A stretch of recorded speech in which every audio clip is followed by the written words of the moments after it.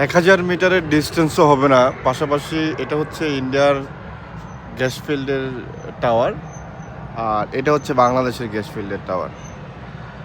তো ইন্ডিয়ার gas field থেকে 100% গ্যাস উত্তোলন কার্যক্রম চলতেছে এবং এটা থেকে প্রচুর পরিমাণ শব্দ বেরোচ্ছে, আমি এখান থেকে শুনতে পাচ্ছি, আমি জানি না ভিডিওতে শোনা যাচ্ছে কি না।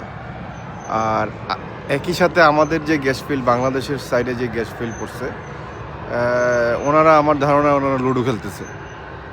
তো খুবই খুবই কষ্ট লাগতেছে জানেন, মানে বাড়ির পাশে এলাকায় কসবায় একটা গ্যাস উত্তোলন হবে, এলাকার উন্নয়ন হবে, সব কিছু ঠিকঠাক করেই কোনো এক অজানা কারণে বাংলাদেশের গ্যাস উত্তোলন বন্ধ হয়ে গেছে।